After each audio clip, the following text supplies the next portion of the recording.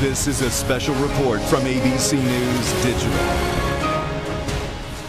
I'm Dan Kleffler in New York with this ABC News Digital special report. For the first time since Edward Snowden began leaking information about the NSA's massive secret spy program, a federal court has called the government's actions unconstitutional.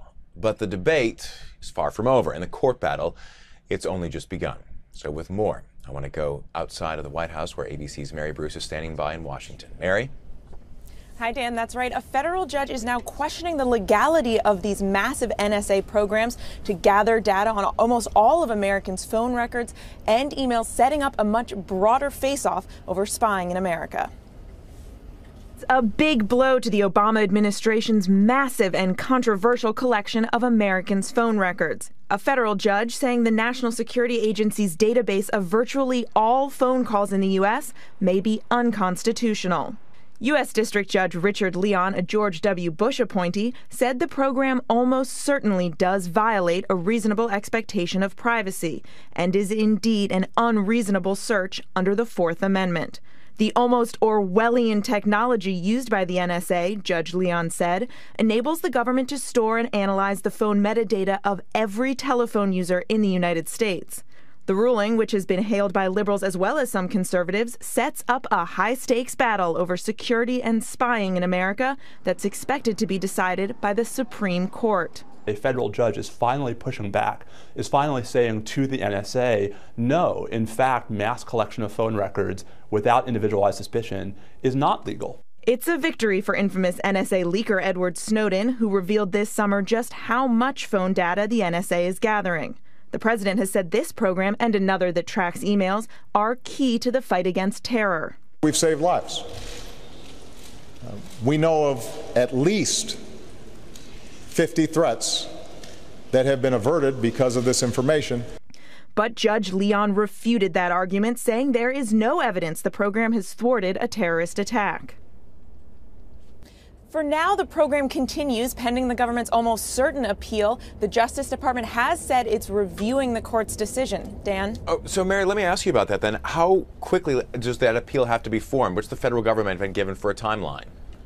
So despite the judge's dramatic language, there now is about a 6-month period in which the federal government can appeal, and we certainly expect that will happen. So now that the ball is rolling, expect the government to go ahead and take some action. So what is the White House doing then? Is there any kind of a change in stance or position on this, of being behind the NSA?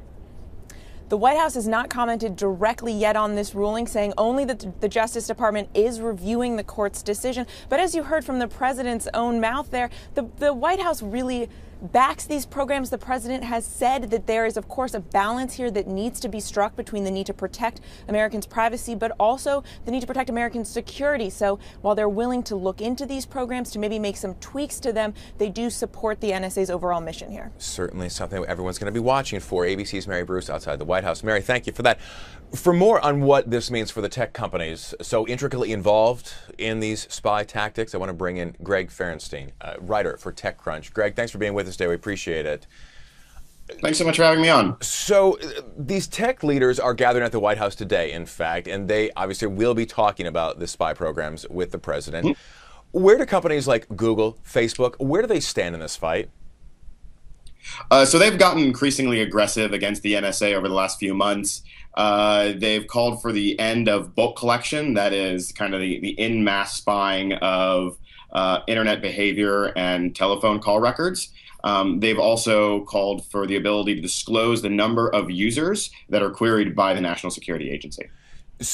Interesting. There's some very strong words, obviously, from the judge yesterday in the ruling, writing, in fact, as we heard from Mary's piece there, quote, almost Orwellian technology that enables the government to store and analyze phone metadata of every telephone user in the United States is unlike anything that could have been conceived in 1979. Why is 79 significant? Well, because it was a court case that the U.S. government now uses to legally justify all the activities that it's doing. And he's saying that technology has evolved that allows the government to maintain and search more information than they ever could have imagined back then. So the law needs to be updated. So, I mean, obviously that statement coming from the judge yesterday, but this case still has a long way to go. So what are some of the more significant hurdles then that it has to clear before a potential argument is made in the Supreme Court if it gets there?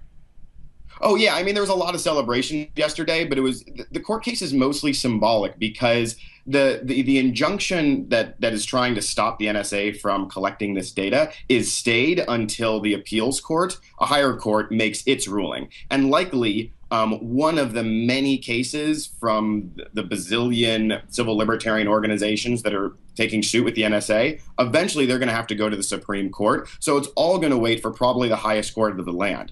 And that may take so long that Congress or the president himself could reform the program before.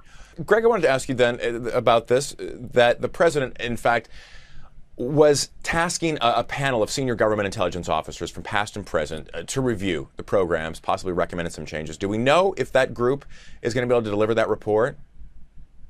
So the Wall Street Journal said that the task group has delivered the report. The most significant change that they're reportedly calling for is to make a civilian in charge of the NSA. Now, whether they will call for the end of the controversial part of the program, the bulk collection, we don't know. There's a lot of speculation, but again, we just don't know. Now, what about the possibility, in fact, that this could be settled outside of a courtroom, in fact, altogether? Perhaps, the president perhaps accepting these certain reforms? There's a pretty good chance. Right now, there's increasing support in Congress. There's a number of groups, both in the Senate and Congress, that have proposed similar bills, most of which call for the end of bulk collection. The only famous one that I'm aware of that doesn't call for the end of bulk collection is the one from Dianne Feinstein. So there's pretty strong support to end it. So, you know, we see how Google, Facebook, and House of the tech companies are dealing with this, but what about the telecom companies, Verizon, AT&T? How are they reacting to this ruling? They have been much, much more muted. No one completely knows why. You can speculate. Maybe it's because they're getting a certain amount of money to search the records. Maybe because they don't care as much. Maybe because they have a closer relationship with the national security apparatus. Whatever the reason people can come up with, they are not fighting it like the tech companies are. If, in fact, these NSA actions are eventually ruled to be unconstitutional, as the case would completely fall out, could these companies then face lawsuits from private citizens? You know, that's a lot more complicated because generally the government has granted immunity for these types of activities. Back during the Bush era, when it was found out that AT&T was collecting a lot of data in like a secret closet warehouse in San Francisco's Soma district, AT&T was eventually not held liable for that. So I think if you look at historical precedent, probably not, because it was granted with the government's permission, and up until now, it's been entirely legal. The man that is obviously associated with this, Edward Snowden, had a reaction to the ruling, asking Brazil, in fact, for political asylum so he can continue to fight NSA activities. And this is what he wrote: "The tide has turned, and we can finally see a future where we can enjoy security without sacrificing our privacy. Our rights cannot be limited by a secret organization, and American officials should never decide the freedoms of Brazilian citizens." Is there any indication that the Brazilians will accept that offer for asylum? We don't know. I mean, diplomatically, it's a very hairy move. I mean, look, I lived in Brazil for 3 months. I can't blame him for wanting to move there, especially from Russia. But I mean, Russia has a much more tenuous relationship with the United States, and they can do this as a symbolic move against the United States. Brazil wants to have a much friendlier relationship. It is a pretty bold move to take an enemy of the United States and house him while he investigates secretly government programs. It is a diplomatic tango, I suppose. Greg Ferenstein from TechCrunch. Greg, thank you so much. We certainly appreciate that. Of course, we have a complete recap right here on abcnews.com. For now, I'm Dan Kleffler in New York with this ABC News Digital Special Report.